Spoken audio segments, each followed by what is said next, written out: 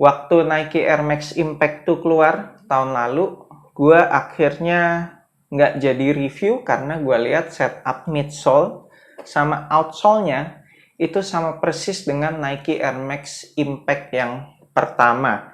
Cuma beda di bentuk upper doang. So, akhirnya tahun ini Air Max Impact 3 keluar, gue lihat udah berbeda setup outsole dan midsole-nya. Jadi ya, bolehlah, mari kita review. Cakep sih ini bentuknya.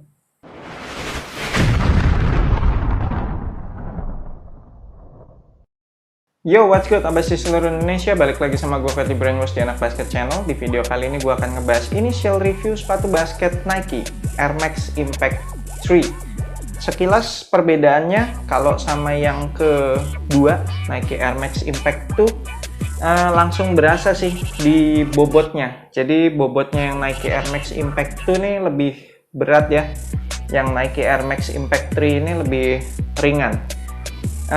Waktu Nike Air Max Impact 1 pas gua review itu berasa banget kayak sepatu yang bener-bener khusus buat big man karena sulit banget untuk diajak main lincah. Tapi yang Nike Air Max Impact 3 ini langsung berasa kalau kayaknya sih yang ini lebih cocok buat all around position deh. Berita baiknya Nike Air Max Impact 3 ini harganya tidak berubah dari yang seri-seri sebelumnya, masih Rp1.279.000. Gue beli ini di NCR Sports. Buat abas kalian yang pengen kop sepatu ini, nanti gue akan tinggalin linknya di deskripsi video. Cek aja, abas kalian akan langsung diarahkan ke websitenya NCR Sports. Jangan lupa masukin kode voucher Asupan Basket pada saat akan check out supaya abas kalian dapat free ongkir up to Rp50.000. Sejauh ini Nike Air Max Impact 3 ini ada dua colorway. Jadi ada yang warna abu-abu ini, sama ada yang warna bread yang biasa hitam merah. Itu nggak pernah lepas tuh. Kalau Nike ngeluarin sepatu basket itu nggak akan pernah lepas dari colorway bread. Tapi mungkin nanti pas video ini tayang colorway-nya udah nambah kali. Oke, cek siluet dulu. Wah, gue sih demen sih sama siluet yang Nike Air Max Impact 3 ini. Kelihatannya jadi less bulky, tidak sebulky yang seri-seri sebelumnya. Desainnya juga jadi kelihatan lebih futuristik gitu. Terus yang berasa langsung kelihatan hilang itu external TPU heel counter yang di belakang. Kalau di seri-seri sebelumnya kan yang Air Max Impact 1 and 2 itu ada external TPU heel counternya tuh ditaruh di luar gitu kan. Di Nike Air Max Impact 3 ini udah nggak ada, jadi cuma internal TPU heel counter aja, udah nggak kelihatan di luar. Lalu material sama fitur-fitur apa aja yang ada di sepatu ini, kita mulai dari outsole. Outsole-nya pakai bahan solid rubber, dibagi jadi 3 section warna, ada hitam, abu-abu, sama putih. Jadi kalau yang hitam sama abu-abu ini sebenarnya mereka mau ngasih flex groove. Jadi antara bidang hitam sama abu-abu itu ada flex groove-nya kalau abas kalian lihat. Kemudian kalau yang putih ini itu udah midsole, jadi bisa ditekan-tekan, udah empuk gitu. Jadi bukan outsole lagi. Outsole-nya juga kelihatan menyempit banget di bagian tengahnya. Ini sangat bagus untuk menunjang heel to toe transition, bikin sepatu ini jadi lebih gampang ngeflex. Kemudian traction pattern-nya menggunakan herringbone yang dimodifikasi, dan kalau gua dorong-dorong ini traction-nya bener-bener keras abas kalian. Meskipun outsole-nya ini bukan XDR, tapi ini sih bener-bener keras, sangat sulit untuk didorong-dorong. Harusnya sih bakalan awet ya untuk penggunaan outdoor jangka panjang. Kemudian detail-detail yang ada di outsole itu ada tulisan Nike, terus ada tulisan Air Max Impact, ada 3 logo Nike basketball, and then ada logo W seperti yang kita temukan di Nike LeBron Witness 6. Itu juga ada logo W ini, berarti logo W yang waktu itu artinya bukan Witness nih.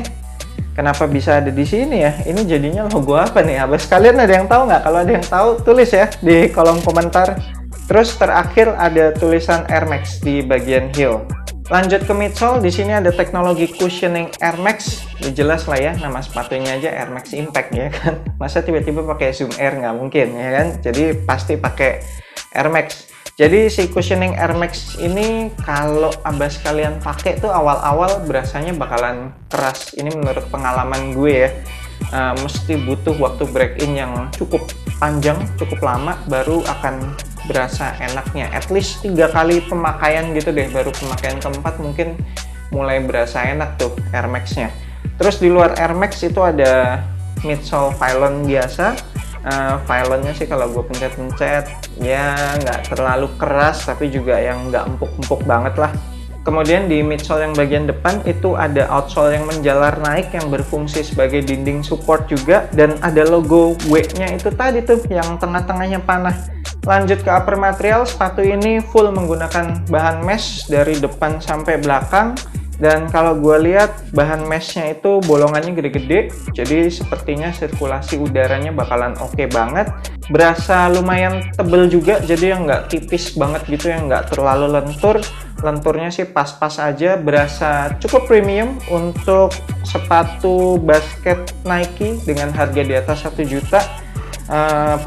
Material kayak gini sih udah termasuk fair sih. Kemudian ada fuse overlay juga di beberapa titik kayak di bagian toe sama di sekitaran tali untuk memperkuat bahan meshnya dan memberikan support yang lebih.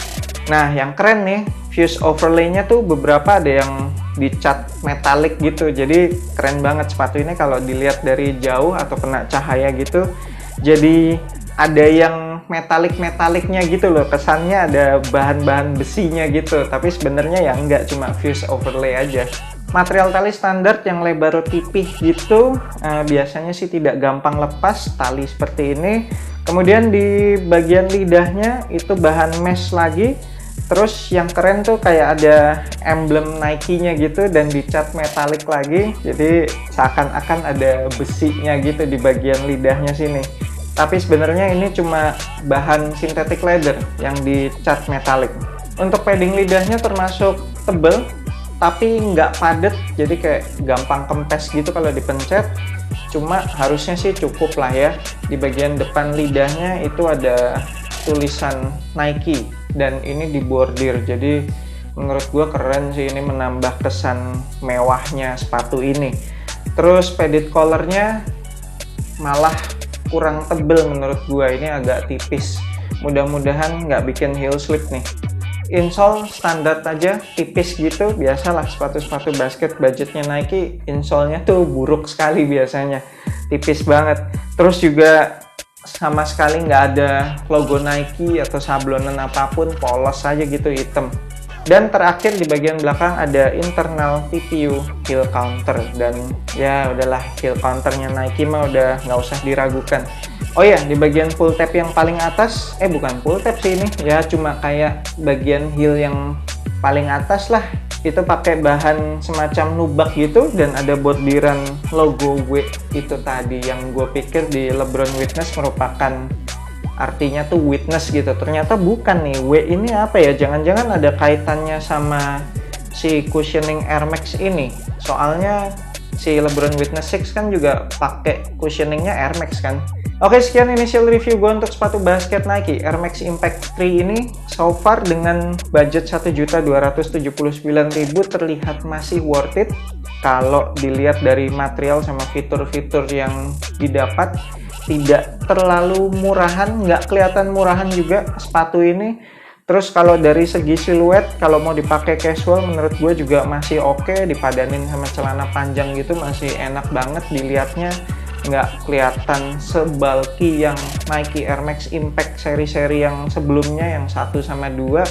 Ini lebih kelihatan ramping sih ya, jadi masih asik lah kalau mau dijadiin sepatu jalan. Udah gitu bobotnya yang ringan itu bikin tambah nyaman lagi. Thank you banget buat abas kalian yang udah nonton video ini. Jangan lupa support gue terus dengan subscribe ke YouTube Anak Basket Channel, like and share semua video-video yang udah abas tonton di sini. I'm Fatty Brain, sampai jumpa di video berikutnya. Semoga asupan basket Anda minggu ini cukup.